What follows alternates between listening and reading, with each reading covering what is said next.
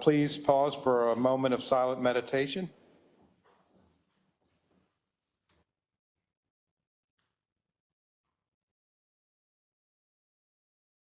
Okay, thank you.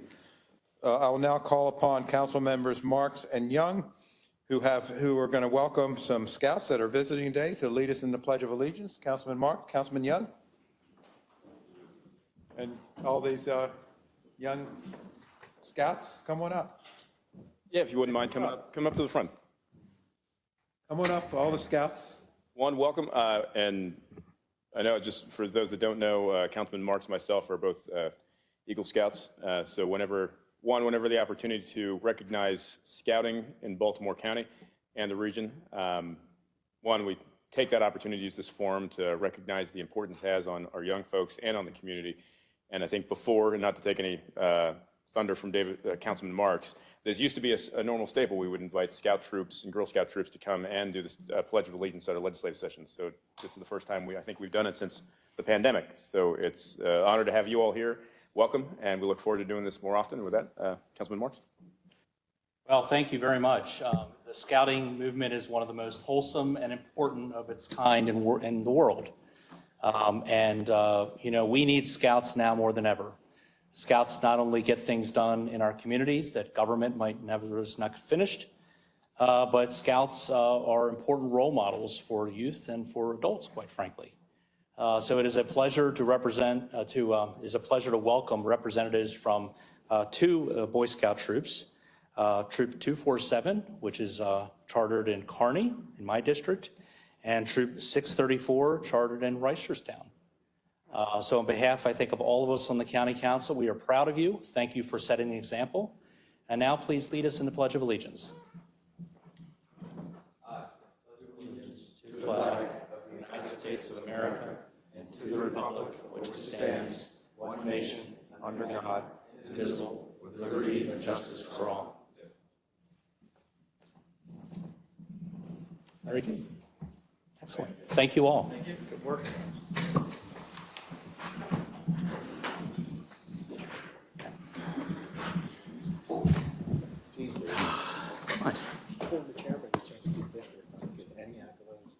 I'm sorry.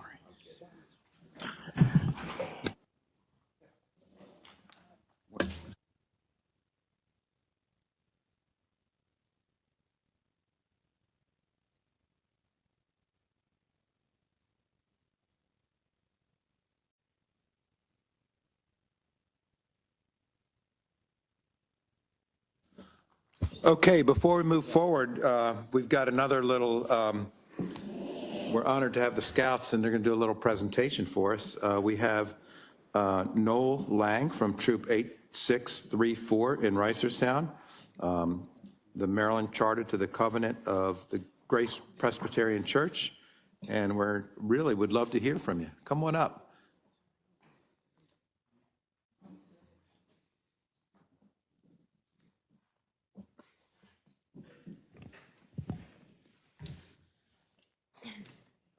Good evening. My name is Noelle Lang, and I attend Franklin High School, and I'm an Eagle Scout from Troop 8634, chartered to the Covenant of the Grace Presbyterian Church in Reisterstown. There is a saying that goes, the only problem with scouting is that they meet in church basements and camp in the woods. Nobody sees them. Did you know that the scouting program is one of the largest youth-serving organizations in Baltimore County? New this year, we wanted to provide county leadership with an update on the scouting program in Baltimore County for 2023 and to share some of the positive impacts that scouting has on our own community. Personally, scouting has really helped me develop my own leadership styles and public speaking, because 5 years ago, I would have been hyperventilating in the corner just thinking about this. This year, we'd like to present the county with our annual report card on scouting to share a few accomplishments of Scouts in Baltimore County. Excuse me. Last year, 2,920 youth participated in the scouting program, which was comprised of 116 packs and troops chartered by local churches and community organizations. 2,397 scouting adult leaders served the youth of Baltimore County, providing a high-quality scouting program every week. Scouting's annual Scouting for Food drive collected over, get ready for this, 17,957 pounds of food that stayed here in Baltimore County through distribution to local food banks and pantries. Between the Scouting for Food drive and other good turns in our communities, Scouts participated in 13,035 hours of community service last year. Further, Scouts earned over 4,301 merit badges, helping them learn new and valuable skills that will stay with them for the rest of their lives. In 2023, 90 Scouts earned the prestigious rank of Eagle Scout, contributing an impressive $97,719 worth of value added to their local communities through their Eagle Scout projects. Scouting has been instrumental in shaping me into a more effective leader, equipping me with invaluable skills, and fostering a sense of responsibility to our own community. I appreciate your interest and support in the Scouting program in Baltimore County and welcome your support and its continued success across Central Maryland. Thank you.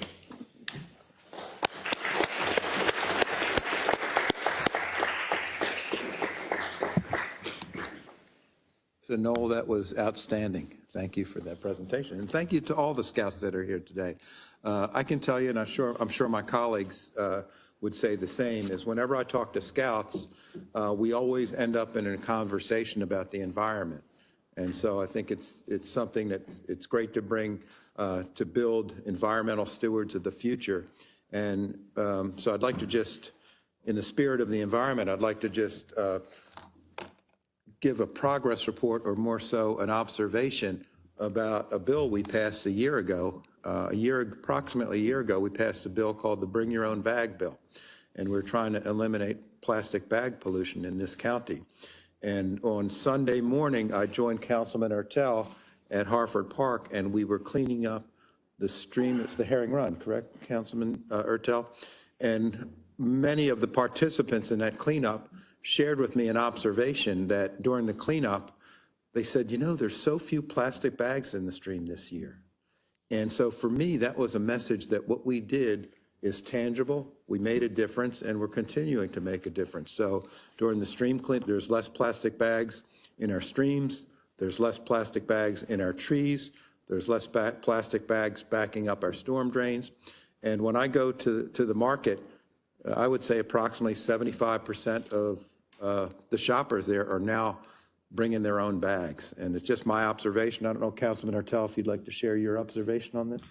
Absolutely, and we do a lot of cleanups, and we've seen it too, and it's only been since November, and we've seen a sharp drop in bags that we see floating around off the side of roads and in trees off roads and in fences, and so it's been great. I've spent, it's funny that we have the Scouts in tonight. I spent my whole, yesterday in 2 AOL ceremonies, one at Troop 16, or PAC 16, Overly, and then one in Towson at Stoneleigh, PAC 352.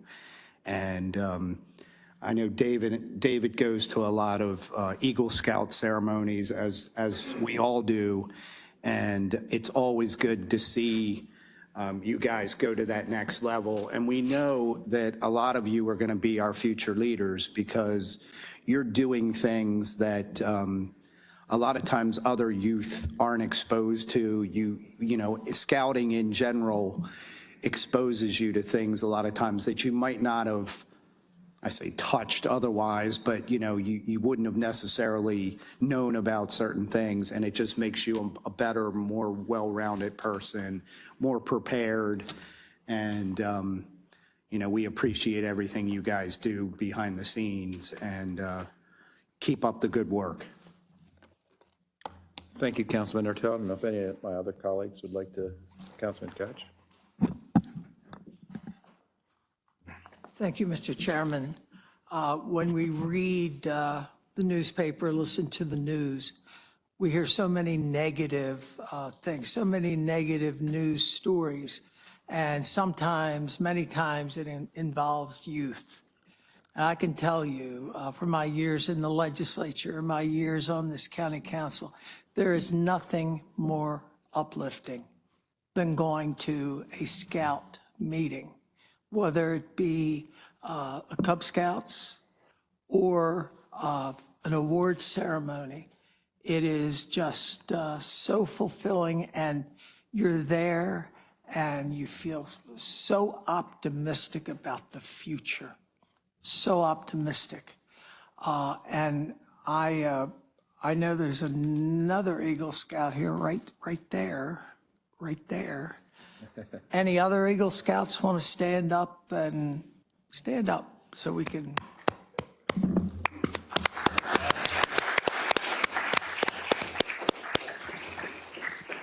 And,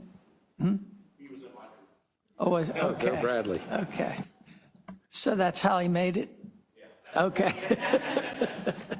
No, I just tell you how much respect I have for the troops and for those that sought to be and became Eagle Scouts. Whenever I talk to a Cub Scout pack, I always urge them to become Eagle Scouts. It's just a fantastic group. And of course, they're going through a lot of changes now with the Girl Scouts joining. And I think that's going well also. So I especially thank the leaders and the families, because I'll tell you, you need the involvement of many people in order to keep these groups going. And I know that especially when the members get older, they will even appreciate more the efforts of their parents and the people in the community. Of course, I was a school teacher for many. I taught math in Baltimore County. And of course, I can't tell you the number of ceremonies I've been to. I mean, it's just so many.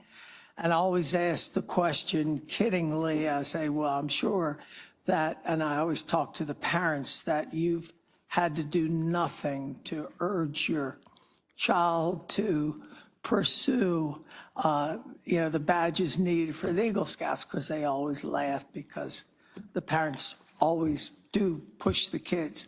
Only one time did I find one where the Eagle Scout himself, he was self-motivated and he did it. So, I thank so much the parents and all the support that these troops get. You're going to be the ones who are going to save this country. And I thank you so much. Thank you, Councilman Catch. Councilman Jones? I just wanted to just congratulate each and every one of you, and thank you so much for your participation in the Scouts. And I know you're on the right path to do the right thing and be very high-achieving individuals when you become adults. But my message today is really to the parents, the Scout leaders. I just want to thank you for giving your time, investing in our young people.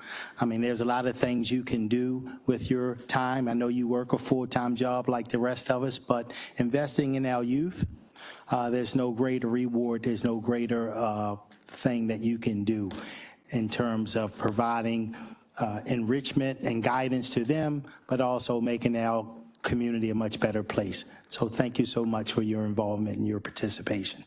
Thank you. Okay, thank you, Councilman Jones. Any other council members? Again, thank you. And again, as I started this little conversation, I want to thank my colleagues for the affirmative vote on the Bring Your Own Bag legislation a year ago. Again, one of the benefits and rewards of working in local government is you can see some of the achievements in a quicker fashion than you do at state government or at federal government. So again, job well done. And we're going to move on to the Journal of April 1st. And is there a motion to approve the Journal of April 1st? So move. Is there a second? Second. Okay. All in favor? Aye. Okay, the Journal is passed. Enrollment of the bills, bills 1024, 1124, and 1324 were passed by the council and signed by the county executive are hereby enrolled.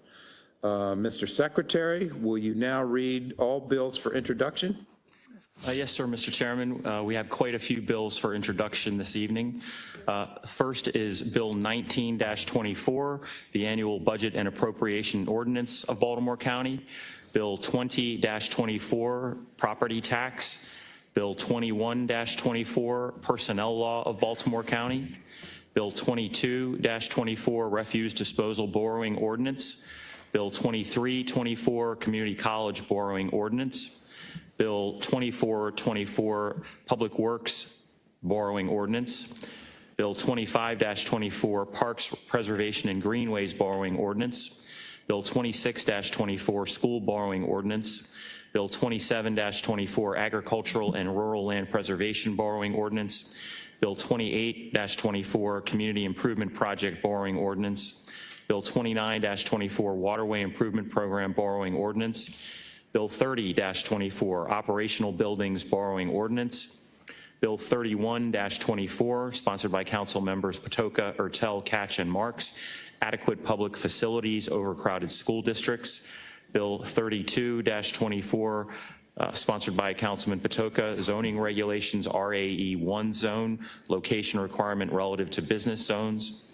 Bill 33-24, sponsored by Council Members Marks, Crandall, Catch, and Ertel, County Charter, Baltimore County Planning Board, Confirmation of Appointees by Council. Bill 34-24, sponsored by Councilman Crandall, Loitering on or about commercial premises. And Bill 35-24, also sponsored by Councilman Crandall, Parking, Obstruction of Alleys and Streets, all for introduction only this evening. Thank you, Mr. Secretary. Mr. Secretary, could I ask you to add me as a sponsor to a co-sponsor to Bill 33-24? Yes. Related to the Baltimore County Planning Board confirmation of appointees? Yes, sir. Mr.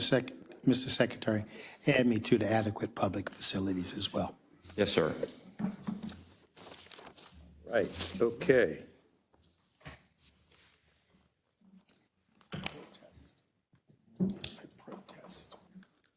Okay, let's first consider the appointment confirmations. Mr. Secretary, first item. The first item, Mr. Chairman and members of the council, is the council's consideration of the county executive's nomination for, I'm sorry, not the county executive, the nomination or the appointment, rather, by Councilman Pat Young of Mr. Fred Lauer to be the first councilmanic district appointee to the Board of Appeals. Okay, Mr. Lauer.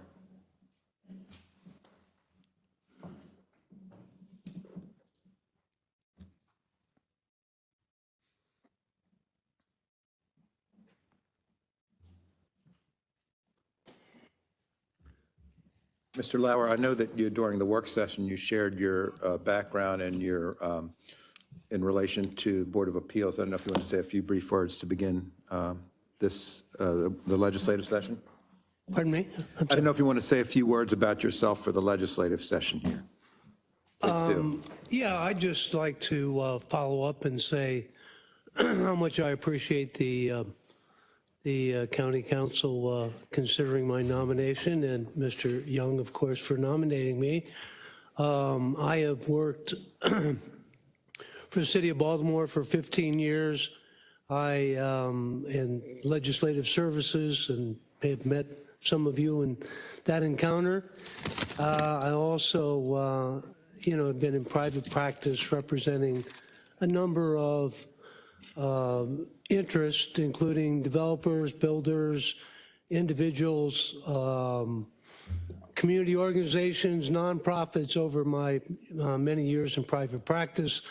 I've also appeared before the various county zoning boards in the area, and appeared before the circuit courts and the Court of Special Appeals, I guess Court of Appeals now, and the Supreme Court of Maryland, representing clients over the years, and have felt that that experience has been a good background for being a member of the board, and hope you'll favorably consider my nomination. Thank you, Mr. Lauer. Do any of the members have any questions, comments, or thoughts to share with Mr. Lauer? Mr. Young, Councilman Young? Motion to approve. Okay, we have a motion. Second. Second. Okay, Mr. Secretary, please take the roll.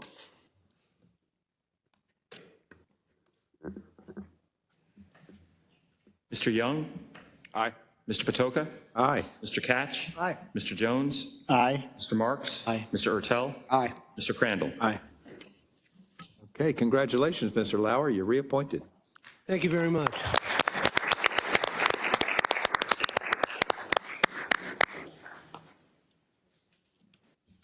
Okay, Mr. Secretary, we have a second appointment. Yes, we have a second appointment. The council's consideration of the reappointment by Councilman Crandall of Mr. Brian Pennington to be the 7th District County Board of Appeals member. Good afternoon. Hello, Mr. Pennington. We heard you speak at the work session, but if you'd like to give us a brief background on yourself, that'd be super. Sure. Just want to thank you all for the opportunity, as to echo some of the words that Mr. Lauer said. It's actually, I think it's a privilege and an honor to actually be a part of the Board of Appeals over the past 3 years. It's a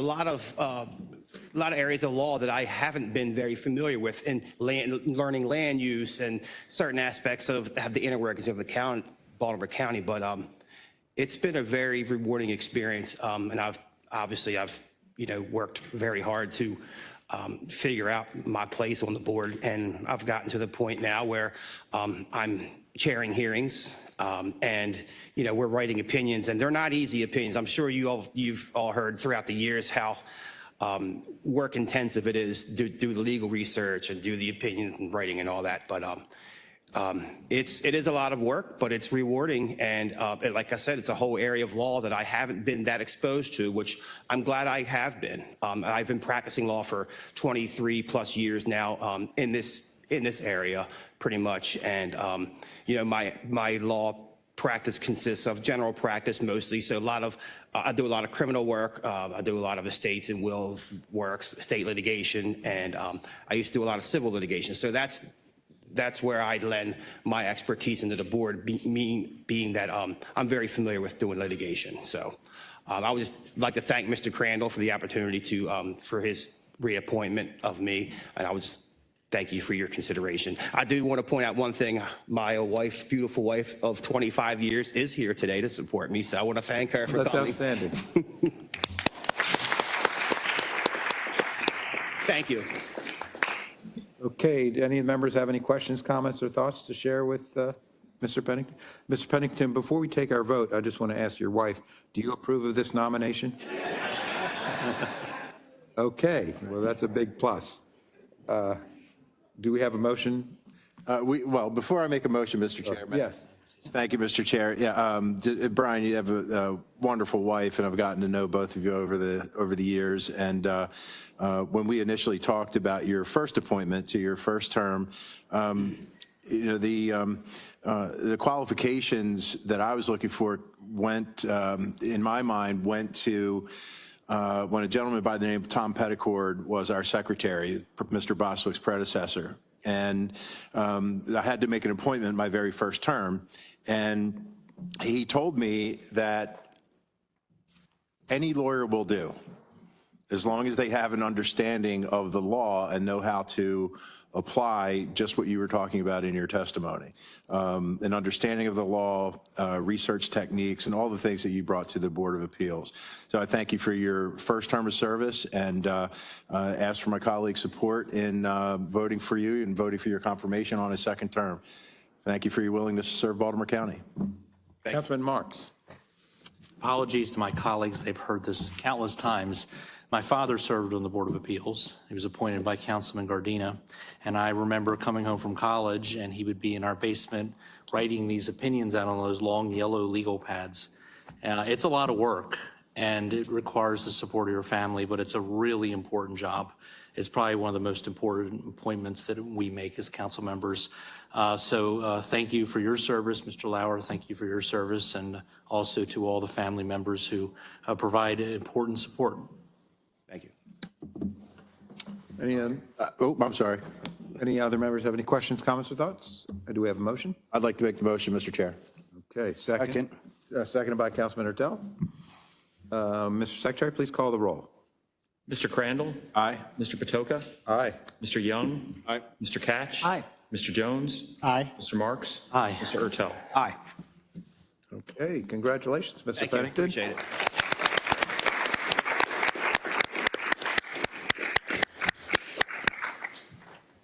Okay, next we have appointment of the county administrative officer. That is correct, Mr. Chairman. Next on the agenda is the council's consideration of the nomination by the county executive of Ms. DeAndrea Walker to be the next Baltimore County Administrative Officer.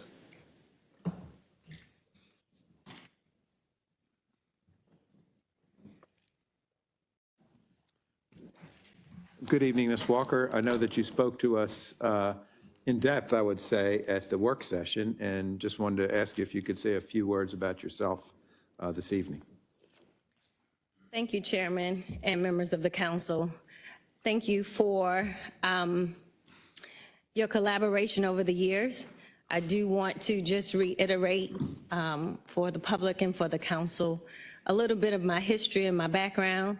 I have about 30 years of experience, having worked for 4 governors and 3 county executives over the years.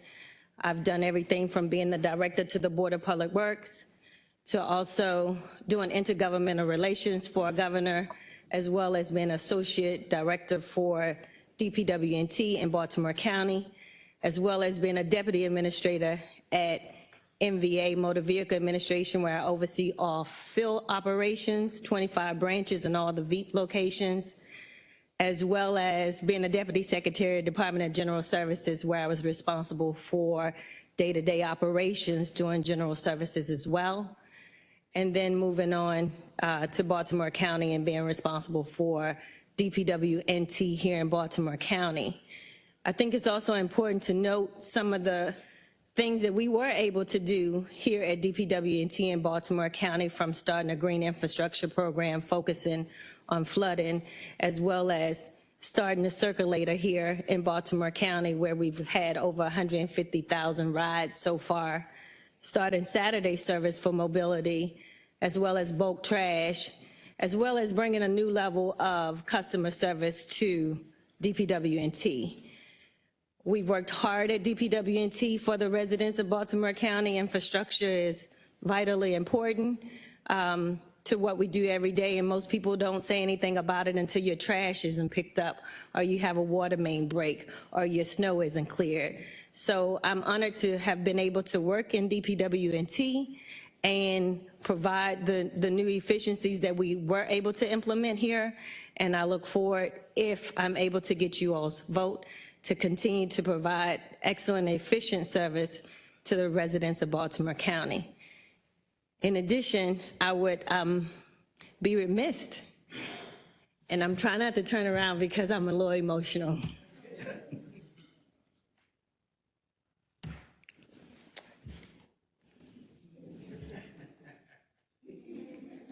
I just want to say, my former secretary from Department of Transportation, Darrell B. Mobley, showed up for me today. Chrissy Nizer, who's the administrator of MVA, showed up for me today as well. My former director from DPW&T in Prince George's County.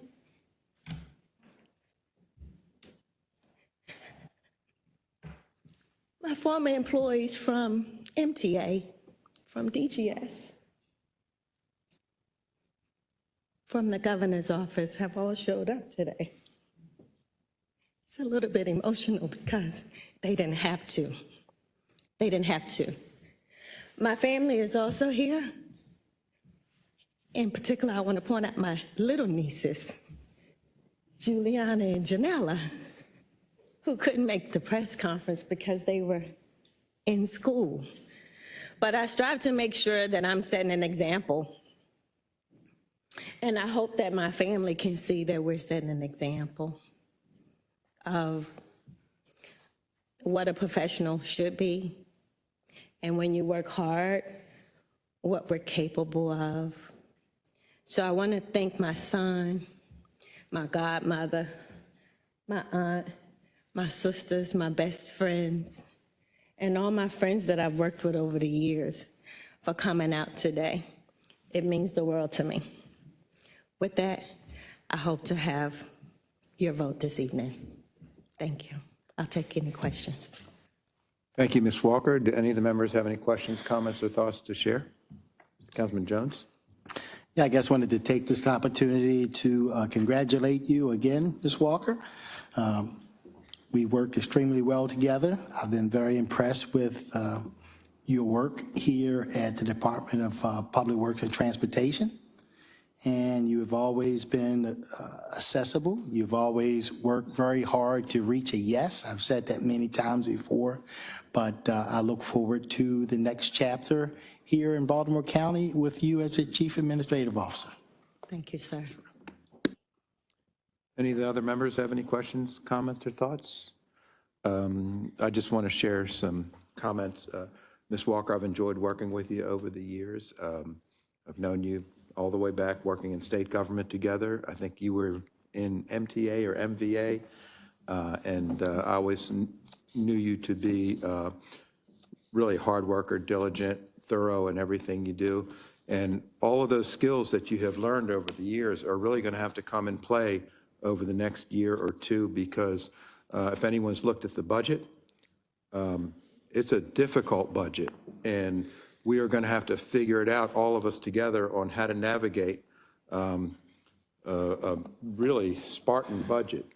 And so it's Spartan on the capital side, it's Spartan on the operating side, and so that's going to be, and this is the first budget, I think, that we have in front of us that is going to be as challenging, other than, I would say, the first budget when we first came on, because that one had, it was built in, believe it or not. It's hard to believe, but it had a built-in $89 million deficit in it. And so when you have that baked into your budget, that's a real challenge. And we're almost right back to that same point.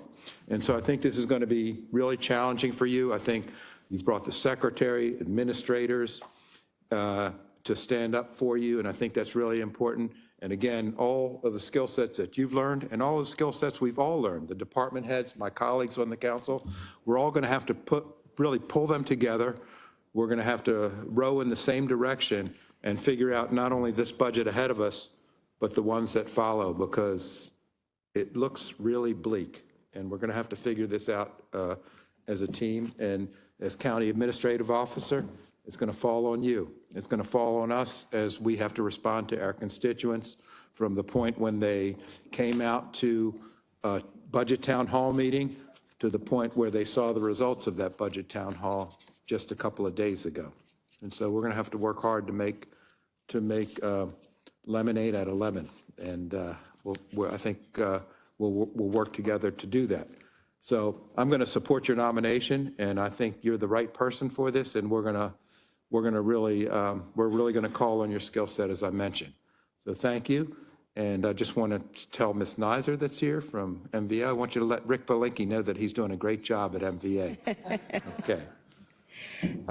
Mr. Chairman, I just want to say that I do understand the importance of the budget and what we have before us. Fortunately, the county executive was able to let me sit in the budget meetings when he was deliberating and making some very hard decisions as it related to this budget coming up. And I do believe that open communication, collaboration helps us to make those decisions. It can't be a decision that can be made in a vacuum. As the county executive said, some tough decisions are going to need to be made because infrastructure continues to get expensive, and not having revenues come in to help us to maintain the infrastructure and the other programs that we have here in the county could be difficult. So I think collaboration and having that open communication with you all is going to be vitally important when that time comes. Does the budget director report to you? Yes, sir. Okay, because that's something I think that there's going to be appetite to take a deep dive into the upcoming budget to see where there might be opportunity if there's unspent funds and they're not obligated, how that might be, how we might be able to look at that and redirect some of those funds back to the community. So that's not for today's discussion. That's for the upcoming budget hearings. But I just wanted to say it's going to be a challenge for all of us to work together. So thank you. I don't have any more comments. Any of the members have any additional comments, questions, or thoughts? Okay. Motion to approve. We have a motion. Do we have a second? I'll second. Jones? Okay. Mr. Secretary, please call the roll. Certainly. Mr. Patoka? Aye. Mr. Catch? Aye. Mr. Jones? Aye. Mr. Marks? Aye. Mr. Ertel? Aye. Mr. Crandall? Aye. Mr. Young? Aye. Okay, congratulations, Ms. Walker.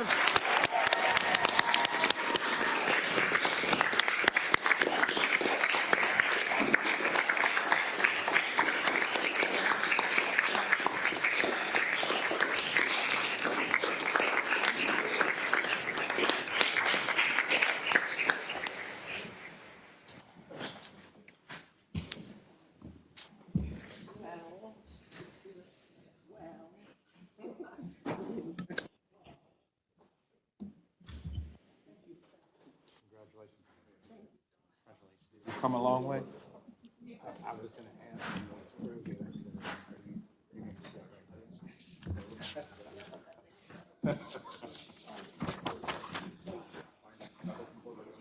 Good article. It's a good article. It was a little more positive than you.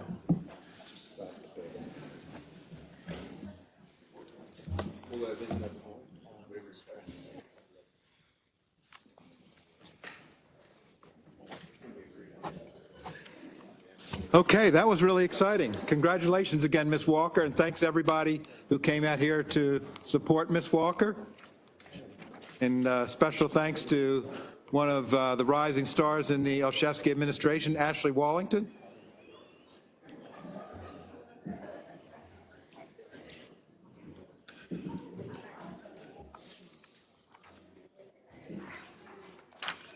Okay, just for the record, Ms. Walker has taken the seat of the CAO.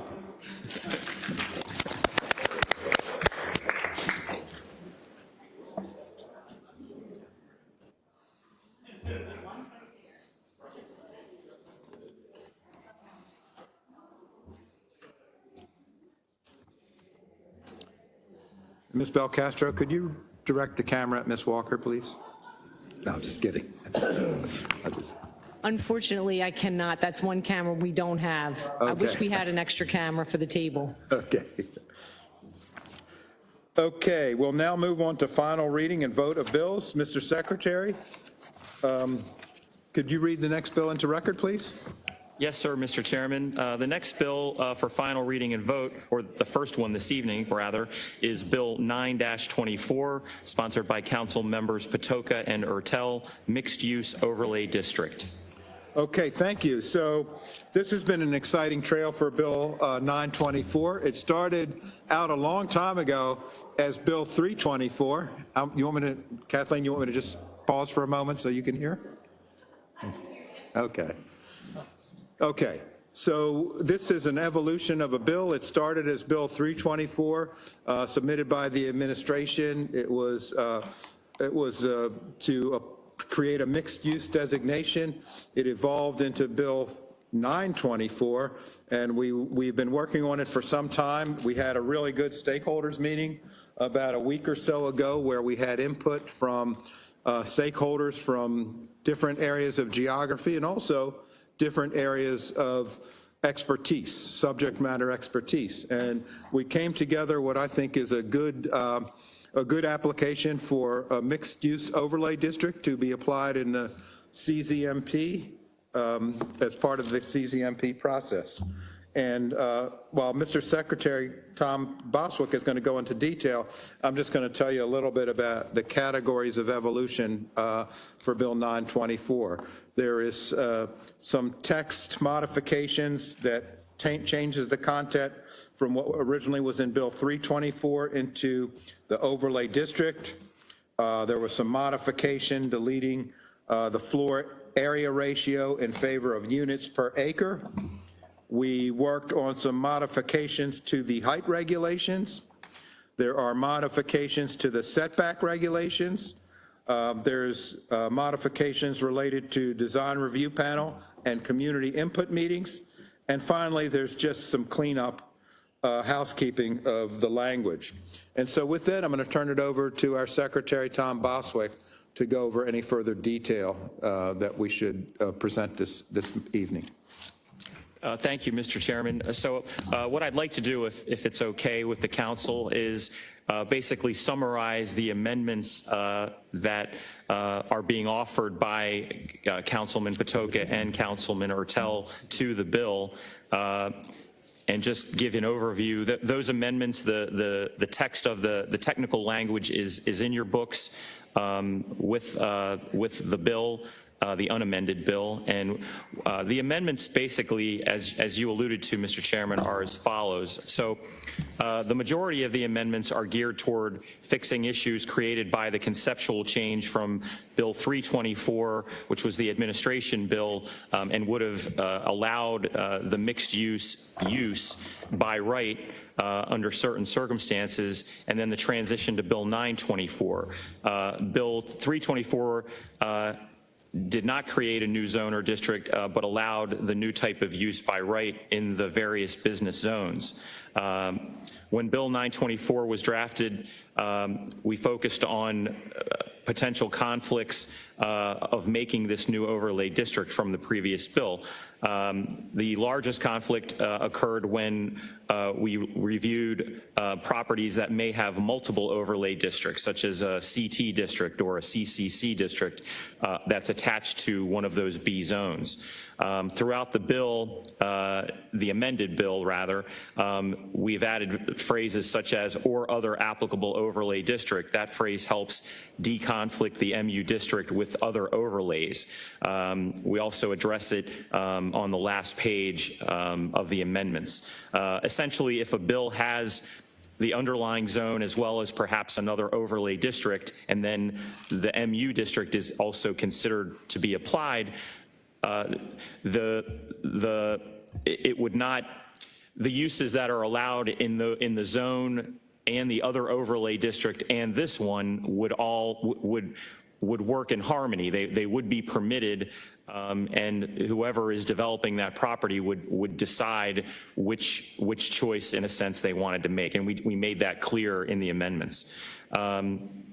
We also made there are also some small changes, adding the phrase "in the MU district," as well as changes that fall into the category of adding the phrase "unless otherwise modified," again, to deal with any modifications that might control by another overlay. Second, related to the floor area. The floor area ratio was in Bill 324. It is a little bit more difficult to understand because it is a numerical ratio that depends on other things as well. So the amendment would delete floor area ratio, or FAR, in favor of a more traditional units per acre measurement. And in this case, the measurement is 40 units per acre in the MU district. The height regulations, the amendments remove the minimum height of 2 stories, also sets a maximum height of 5 stories on a commercial corridor and 8 stories if not in a commercial corridor. The setback regulations, there is flexibility in the setbacks because of how individualized these projects may end up being. An alternative allows for a site-specific setback approval as long as a applicant or developer proves to permits, approvals, and inspections in the ALJ that they benefit a specific area of the project compared to the normal setbacks. And this may also interplay with the design review panel's review. Next is the design review panel process. The bill incorporated the DRP into this type of development, but there was discussion of having that DRP recommendation earlier in the process. So there is an amendment that does just that. It inserts a DRP process into the bill that would occur after the concept plan is filed, which is rather early in the process, and allows the DRP to weigh in, again, early in the process, rather than at the development plan phase, when essentially a lot of the decisions on the development have been made. It also authorizes an additional community input meeting so that the public can comment on that initial recommendation by the DRP, Design Review Panel, something akin to the post-submission community meeting in a PUD. The amendments require the DRP to receive the concept plan along with other county agencies. Before the development plan can be filed, the DRP must give a preliminary recommendation, and then the CIM that I mentioned must be held to get public input. The DRP then gets the development plan as normal and may amend their preliminary recommendation and give a final recommendation based on the CIM factor, input or discussions with the developer. And then the final recommendation is what is binding on the hearing officer. This allows the public to have input and also allows their recommendations to be woven into the development plan and adapt to issues that may come up during development plan review. And then finally, the overall cleanup to the bill, there are several. There's a change from transit corridor to transit station for clarity, matching the definition of a mixed-use development with the requirements in the bill rather than the master plan definition that was previously. Allowing car washes as an accessory use to a parking garage and clarifying that they are prohibited as a principal use. Also allowing liquor stores generally are prohibited, but the amendment would specify wholesale and warehouse liquor stores as prohibited, clarifying that elderly housing facilities include senior housing facilities, clarifying that Section 409 of the parking requirements apply rather than merely alluding to it in the drafted bill as introduced. And then adding as amended, quote unquote, as amended references to Master Plan 2030 so that it is clear that the amended version of the master plan is what applies in the bill. I think that is really the sum and substance of the amendments. Mr. Chairman and members of the council, I'd be happy to answer any questions if there is anything specific.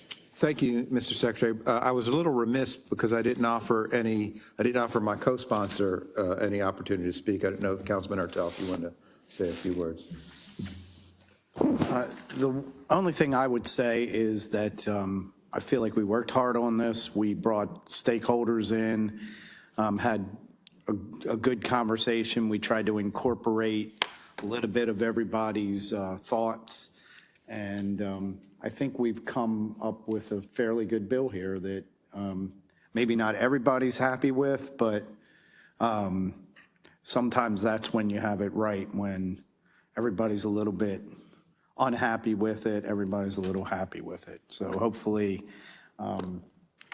we pass this and it makes a difference, because that's really what this was about from the beginning, was to add some clarity to what we're going to be doing in the future in Baltimore County, which is going to be a lot of redevelopment, and hopefully this is another tool in the box that we can use for redevelopment. And to your point, Councilman Ertel, the reason that we had modifications that were so lengthy is because we did have input from many stakeholders, and just want to thank everyone that participated in it, and we'll move forward on this. Any of the members have any questions, comments, or thoughts? Councilman Jones? Yes, I first of all, I really appreciate your work and all the stakeholders who participated. And I know that, I've been, for the most part, solid on it because I really feel like this will be another tool in the toolbox that, to be quite frank, I can't imagine me ever using, but there it is for someone, whoever else may want it. But I guess just looking at it, I guess I had one question. Like the design review panel, the administrative law judge must take into consideration, not take into consideration, I think that's the way it is now, but am I to understand that the design review panel will have the final say on the project? So the design review panel component, I can go through it very quickly. So a mixed-use development in the MU district shall be reviewed by the design review panel in accordance with the following. So a copy of the concept plan for a mixed-use development is transmitted by PAI to the DRP. The design review panel then consults and advises upon each concept plan submitted, and within 45 days of receipt of the plan makes a preliminary recommendation to the county agencies before a development plan for a mixed-use development is submitted. And again, that is relatively early on in the development review and approval process. Then within 10 working days after the DRP submits its preliminary recommendation to the county agencies, PAI schedules and will require the posting for a community input meeting that is in addition to the community input meeting required in the normal development review and approval process. And the purpose of that meeting is again for the community to provide input on this preliminary recommendation by the DRP. The DRP then reviews the development plan. So after all that happens, the developer, taking into account the DRP recommendation, which again ultimately is binding on the hearing officer, reviews the development, the developer files the development plan, and the design review panel reviews that development plan and then submits a final recommendation for the for the mixed use development. If the design review panel fails to make a recommendation, this does not prevent the plan from being processed. And that is identical language that is in the current design review panel statute, meaning they're asked to make a recommendation, but if they do not make one, then the plan proceeds without their recommendation. And then the final recommendation is incorporated into the development plan for a mixed-use development and is binding on the hearing officer. I guess the binding part that's a little different than what we do at any other time. Is that correct? That is correct. Generally speaking, the DRP recommendation is just that. It's advisory and is a recommendation. The hearing officer and PAI, for that matter, can seek to make those recommendations a condition of approval, but currently in the DRP statute, they are advisory. Okay. No, the reason I was just saying is because, today, I've sat and listened to some of these, many of these hearings, and sometimes it's like tomato, you like this, I like that, and you put a whole group of people together on the design review panel, and you're trying to come up with what it is, and it's in the face of somebody who has been paid to come up with a design, and they've come up with their design, and I'm okay with the design review panel reviewing it. I'm okay with the hearing officer listening to it and taking it into consideration, but when you make it binding, just seems like it's a rock pretty heavy, and I think that may end up causing some problems later on, but I could be wrong. So we'll see. Councilman Jones, one of the things that happens is while you may have a design professional present to the DRP, sometimes the client is making recommendations to cut costs, to value engineer, and so sometimes you have materials that may not be the highest grade, but they're more expensive. So by the time the client informs the design professional on how to get to a point that's perhaps more cost effective, it may not be exactly what the design professional wants, but he or she is bound to follow the client's wishes. And so it's not always a design professional presenting the best possible design to other design professionals. It sometimes is kind of a compromise between cost considerations and design considerations. Well, I mean, you certainly could be correct. And it could be, I've come up with this Picasso, I've come up with this Mona Lisa, and somebody else is telling me I should put a mustache on Mona Lisa. And I disagree. And the person who's paying me to make the design, the person who's going to spend the money to build the thing, agrees with me. But look, it's here nor there. I hear what you're saying. It could be a lot of things that we don't know. But what we do know is no other time do we allow the design review panel to be mandated on the hearing officer. The hearing officer takes it into consideration. He takes what the other parties say, and then the hearing officer, like the gentleman we just approved today, with tremendous experience, they listen, they make a judgment, they make a decision.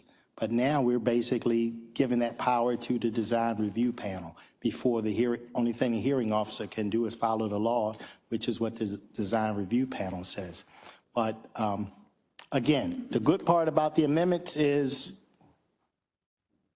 it's not mandatory and people can take it for what it is or not. So I'm okay with that. I'm done. Any other, Councilman Young?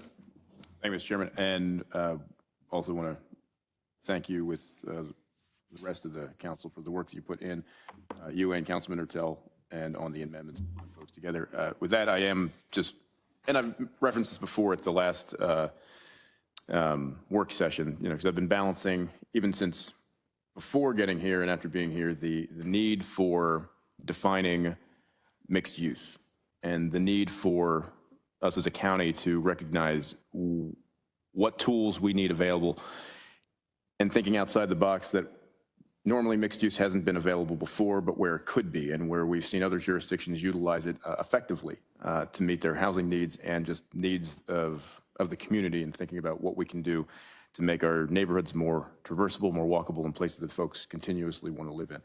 So with that, I say that not being able to, and I've voiced this before, tying this to CZMP, which is, again, this is a compromise to Councilman Ertel's comment. Not everybody is completely on board or may not necessarily be in complete agreement, but we're moving in the right direction and moving towards a place that is better than we started. I am still concerned about that fact that there will be projects where folks happen into benefiting from this until the next CZMP process. I am concerned about that, but not enough to not support the bill because of the importance of what it means. I would point that out by saying to the comment and the conversation that you and Councilman Jones just had, being open to and looking at those few folks that may be able to benefit in this CZMP because they have an issue in how this process moves through and how they utilize it and what pitfalls they run into, positive and negative, to then adjust as we need to in the out years, knowing that we've moved to a better place, but also being flexible enough to address concerns and issues when we run into them, since it's the first time that we've tried to address this outside of the highest possible zoned use and outside of a PUD process. So with that, I just wanted to make sure I reiterated that my support's here with my concerns, but also knowing that there's flexibility from the members to address those as we come across them. So thank you for your work on this. Thank you, Councilman Young. Any of the other members? Okay, I just want to make one other comment. As I mentioned, and as my colleagues have mentioned, this was a collaboration of stakeholders, but there were so many streams of thought that were input into this legislative process, and I would be remiss if I didn't acknowledge the great work of Adam Phillips in pulling all of these pieces of work into one cohesive piece of legislation. So thank you, Adam Phillips. Job well done.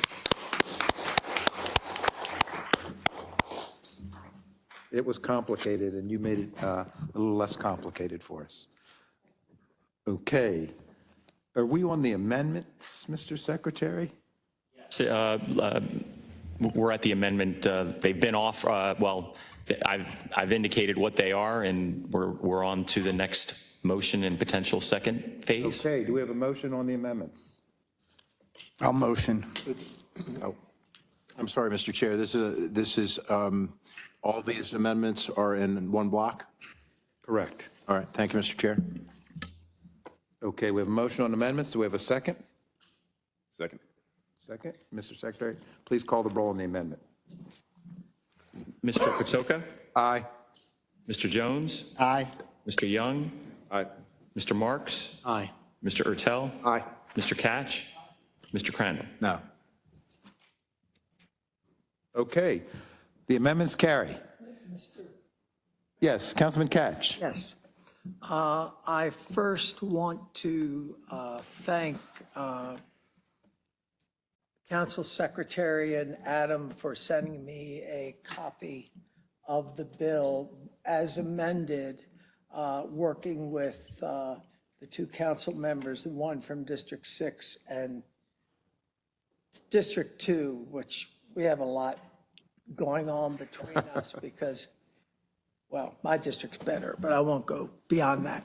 But anyhow, seriously, I thank them for sending me a copy of it with the amendments. I was there last Thursday at the stakeholders meeting and heard all the suggestions. When I did get a copy of the bill with the amendments, I passed them on to a number of people, and they in turn sent me a number of other suggested amendments, of which I thought many of them were good. Unfortunately, I sent messages last night to our staff, and in order for them to be considered today, they had to be available to the members by 10 o'clock this morning, and we didn't make it. So what I'm going to do is this. I have determined that if I at a later date put in a bill with the amendments, that the new bill and what's in the new bill would apply to any area that's designated MU. And there are things like this. There was a suggestion that we not allow vape shops. There's another suggestion, well, this is actually mine, that I wanted to mandate silver lead level. I don't want it to be an option, at least silver lead. Another one that was important to me is that there not be more than 4-story building within a certain distance of an historic district, like Lutherville, like Sudbrook Park. Beautiful Sudbrook Park. Well, I guess it's okay. Sudbrook Park. Also, there was some discussion about pervious surfaces, and there was discussion about definition of a commercial corridor. Now, I did get those amendments here in this particular bill with the new amendments, but to be honest with you, I did it in such a hurry. And I know that our staff worked very hard to get them drafted in time. And I suspect that there might be a few other changes that I'd like the council to take a look at.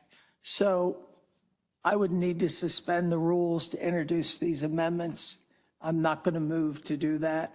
Instead, as I said, I'm going to introduce these amendments at another time because they will be in force if and when they do pass. And I'm sure some of them will pass. So I, again, want to thank the staff and the chairman for their work. This process takes time. And, you know, I know that the council is very busy. We're starting CZMP while we're in it.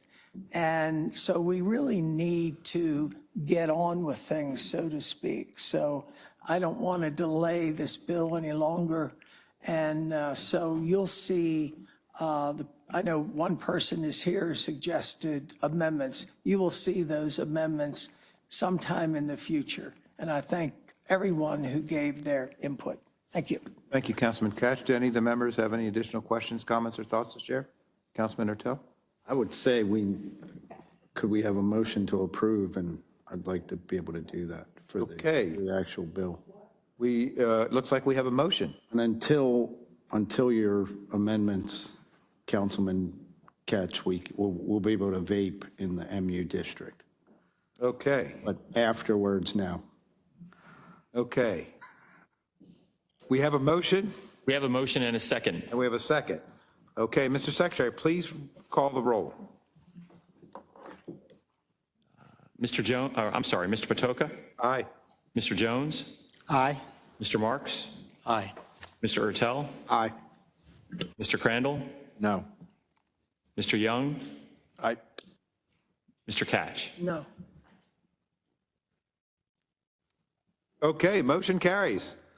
Bill 924 is passed. Okay, Mr. Secretary, next bill, please. Next, Mr. Chairman, is Bill 12-24, sponsored by Councilman Marks, property tax credits, disabled law enforcement officers. Okay, Councilman Marks. Thank you very much. Bill 12-24 expands a local property tax credit for Baltimore County law enforcement to other law enforcement who are disabled while employed by the state. There has been a rather extensive discussion about this legislation. You've heard from state troopers, and I have made some proposed amendments that are designed to narrow the focus of the bill and reduce its fiscal impact. I've made 3 specific changes, and Mr. Boswick, I'll go ahead and talk about the amendments. The first thing we did was we narrowed the focus to state troopers. The second thing that we've done, and this was posted by 10 this morning in concurrence with the rules, we are proposing to require that any state trooper participating in this has to have 1 year of service at a state police barracks in Baltimore County. And finally, we are proposing to have this begin in fiscal year 2026.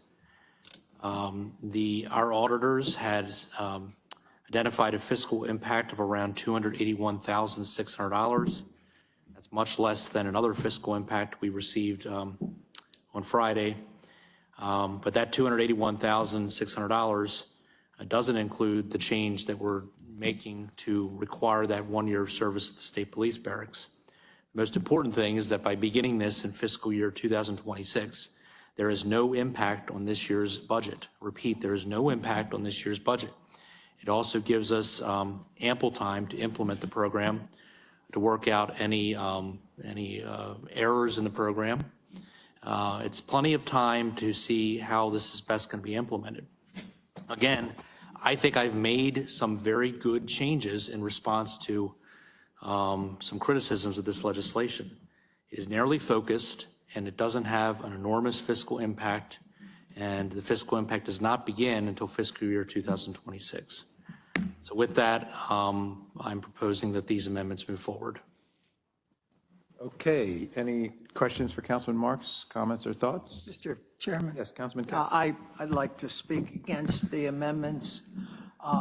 First of all, if you have 2 Maryland state troopers living next to each other, and they both were injured on the job, and they both retired for disability, but one of them was assigned outside of Baltimore County and got injured outside of Baltimore County.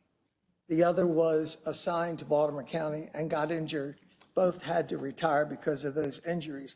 So why would the one who got injured in Baltimore County be eligible, but the one injured in Frostburg or wherever would not be eligible? I don't understand where that makes much sense. It's just not logical. I mean, if they know one another, I mean, I'm getting it, you're not. I was injured, had to retire. You were injured, had to retire. It just doesn't seem equitable to me. I think it makes complete sense. Their primary station is in Baltimore County for at least 1 year. Say that again? Their primary location is in Baltimore County within 1 year. But they don't have any say over where they're assigned. But I think If they're assigned to Frostburg, never anywhere in Baltimore County, that's not any decision they make. So I think that, this makes the bill inequitable. So I would just oppose the amendments. I disagree. I think we're trying to address some of the concerns that have been raised. These amendments try to make a nexus between person receiving benefits and where they were primarily employed in Baltimore County. So I do think that the amendment makes sense. Okay, any additional questions for Councilman Marks? Comments or thoughts? Do we have a motion? I'll move it. We have a second? I'll second it, but I did have a comment. Go ahead, Councilman Jones, sure. I only would add that stay tuned. You know, it's my job as a retired fire chief for 32 years to say that when we start handing out tax credit to disabled police, that at some point we need to look at our firefighters as well, because they perform a very difficult job like everyone else, and they get disabled, and they too should get a tax credit. But stay tuned. Thank you, Councilman Jones. Do any of the other members have additional? Councilman Yes, Crandall? Mr. Chair. Councilman Marks, your amendment, just to be clear, your amendment would be for disabled state troopers that have served 1 year in a Baltimore County barracks. Doesn't matter where they were injured on the job, correct? That's okay. Thank you. That clears it up. Thanks. That clears it up.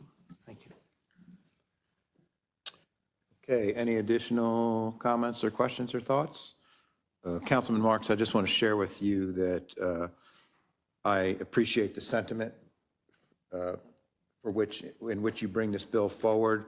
I'm really concerned about the outlook of the budget. So while I respect how you brought this forward, I'm not going to be able to support it, but I respect the intent of your sentiment. Look, there's nothing personal, right? We reach our own conclusions based on legislation. I will just say that we approve a lot of things that are more than $281,000. And I think this is important. I've done my best to narrow the focus here. That's all anyone can ask of us, right? We do our best up here. So I appreciate you letting me know. Thank you. Okay, we have a motion and a second. Mr. Secretary, please call the roll. Mr. Patoka? A nay. Mr. Marks? Aye. Mr. Ertel? Aye. Mr. Crandall? Aye. Mr. Young? Mr. Catch? No. Mr. Jones? Aye. Okay, motion carries. Mr. Secretary, next item, please. That was the amendment. The amendment passes. Oh, the amendment, sorry. Let's back it up for 1 second. Bill's amended.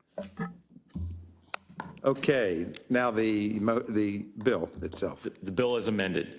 Is there a motion on the bill as amended? I'll move it. We have a motion, second. Mr. Secretary, please call the roll. Mr. Patoka? Nay.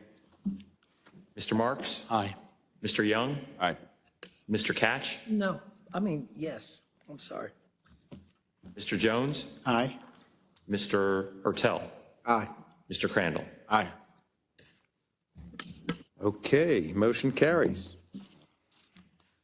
Next item, Mr. Secretary. Next, Mr. Chairman and members of the council, is Bill 14-24, sponsored by Councilman Ertel, zoning regulations, uses permitted CB zone fraternal organizations. Okay, Councilman Ertel. Yes, so this bill is very controversial. This is really a cleanup of a bill I had done earlier. I had said this at the work session. CB is a zone that, community building, which has a lot of different uses, but for some reason, it did not include the ability to have a American Legion or a Fraternal Order of Police or sorority of some kind. So this would allow for a fraternal organization. We had passed a bill last year, I believe, late last year, that allowed for a civic organization. So we're cleaning up the language that would also allow for a fraternal organization, which theoretically some organizations are called fraternal versus civic, even though they're very similar. So I had introduced this bill to allow it in a CB zone. And considering the way commercial real estate is these days, I thought this would give some extra flexibility in a CB zone where often you have organizations like this already, but they're not necessarily fraternal. Okay, thank you, Councilman Ertel. Do any of the members have any questions, comments, or thoughts to share with Councilman Ertel? Okay, do we have a motion? I'll motion to approve. Second. Second. Mr. Secretary, please call the roll. Mr. Patoka? Aye. Mr. Ertel? Aye. Mr. Crandall? Aye. Mr. Young? Aye. Mr. Catch? Aye. Mr. Jones? Aye. Mr. Marks? Aye. Okay, next item, Mr. Secretary. Next, Mr. Chairman, is Bill 15-24, sponsored by Councilman Marks, zoning regulations, out-of-water storage facilities for commercial fishing and shellfishing. Okay, Councilman Marks. I'd like to make a motion that the life of this bill be extended by one council session. Okay, I'll second that. Mr. Secretary, please call the roll on the extension. Mr. Patoka? Aye. Mr. Marks? Aye. Mr. Young? Aye. Mr. Catch? Aye. Mr. Crandall? Aye. Mr. Ertel? Aye. Mr. Jones? Aye. The council will now consider all fiscal matters. Extensive testimony was taken at the council's work session on April 9. The witnesses who testified at the work session are available to restate their testimony if needed. I'll call upon the secretary to read the cover letter and fiscal matters number 1 and number 2. The fiscal matter number 1 is a contract with KLNB LLC. Fiscal matter 2 is a contract of sale with Maureen Carper for the acquisition of a parcel of land. The fiscal matter 1 is for on-call real estate advisory services. Okay, do any of the members have any questions, comments, or thoughts on these fiscal matters? Okay. Hearing none, Mr. Secretary, please call the roll on this. Is there a motion? Is there a motion? I'll move them. I'll second. Oh, Councilman Jones will second? I will second. Pardon? No, okay, I'll second. Okay. Mr. Secretary, please call the roll. Mr. Patoka? Aye. Mr. Jones? Aye. Mr. Crandall? Aye. Mr. Young? Aye. Mr. Catch? Aye. Mr. Marks? Aye. Mr. Ertel? Aye. We'll now consider the remainder of the miscellaneous business items. Mr. Secretary, first item. Mr. Chairman and members of the council, whenever a contract over $25,000 is awarded by a process other than formal competitive bid, it is required that a copy of the contract be given to the county council, the nature and the parties to the contract be announced by the secretary at the next legislative session following award. There are 6 such contracts this evening. The first is a purchase order with ACF Technologies Incorporated, award total of $47,603.72. This is for the purchase of a Q-Flow system for ticketing. Next is a purchase order with Aramark Services Incorporated, additional award total of $20,000. Next is a supplier contract with Bob's Used Parts Incorporated, BMW motorcycle parts, 5-year estimated award total of $40,000. Next is a purchase order with Delmarva Pump Center Incorporated. Additional award total $17,186.60. Next is a supplier contract with MWCOG, which is Metropolitan Washington Council of Governments. award total of $30,000 per year. Next is, and finally, is a supplier contract with Gladiator Forensics LLC for the police department, 5-year estimated award total of $1,150,000. Okay. Mr. Secretary, we at resolutions now? Yes, sir. Okay. The next resolution, or the next item of miscellaneous business is Resolution 15-24, approval of the Maryland Rural Legacy Plan applications. Mr. Lafferty? Director Lafferty, I should say. Okay.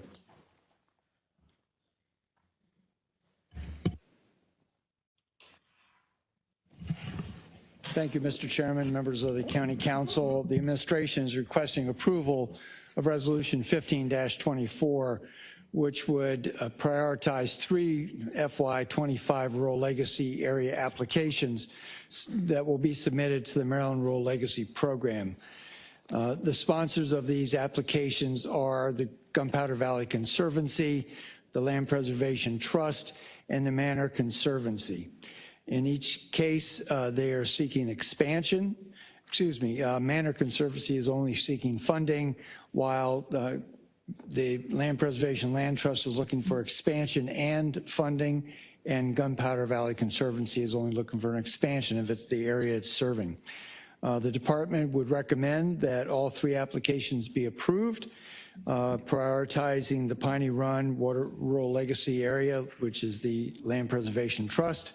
Second would be the Manor Rural Legacy Area, because both of those are seeking funding. And the third would then be the Gunpowder Valley Conservancy. And with that, Mr. Chairman, we request approval and take any questions. Thank you, Mr. Lafferty. Do any of the members have any questions, comments, or thoughts to share with Mr. Lafferty? Move favorable. Okay, we have a motion. We have a second. I'll second. Mr. Secretary, please call the roll. Mr. Patoka? Aye. Mr. Catch? Aye. Mr. Young? Aye. Mr. Crandall? Aye. Mr. Ertel? Aye. Mr. Marks? Aye. Mr. Jones? Aye. Okay, resolution passes. Thank you, Director Thank you, Lafferty. members of the council. Okay, resolution 1824. Yes, Mr. Chairman. The rest of these resolutions are for introduction only that are being read for the first time. First is Resolution 18-24 to authorize a conservation easement. Next is Resolution 19-24, also to authorize a approval of a conservation easement.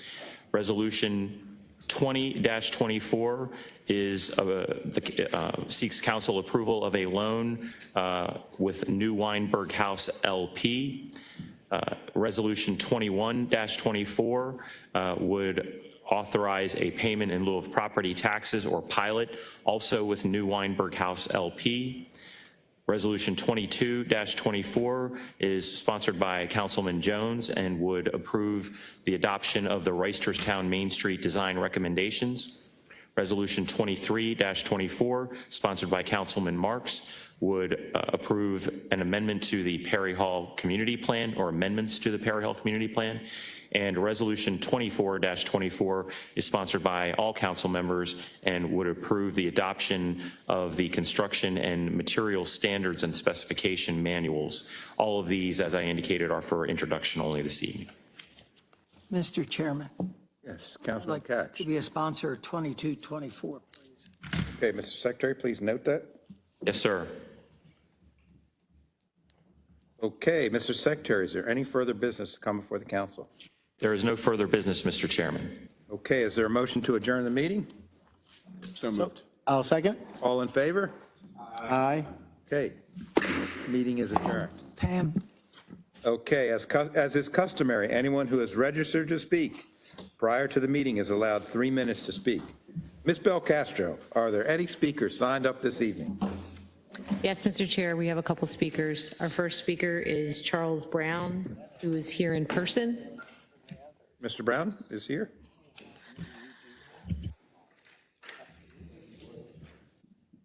Okay. Okay.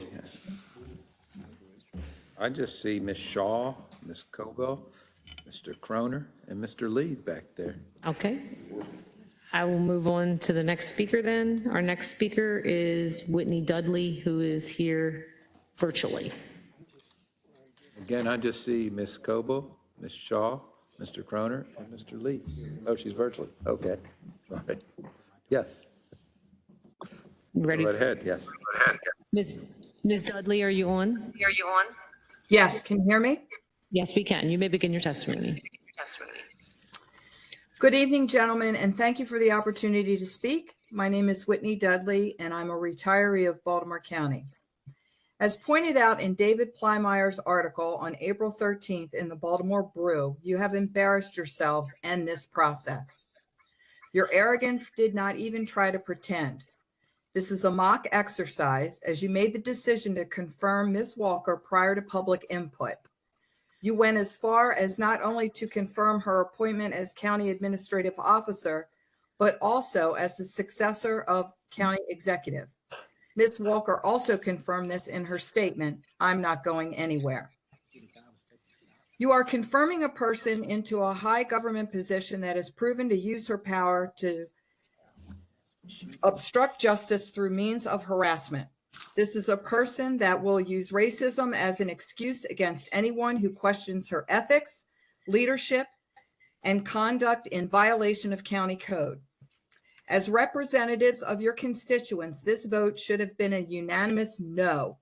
Ms. Walker is not qualified for this position, period. But this is politics.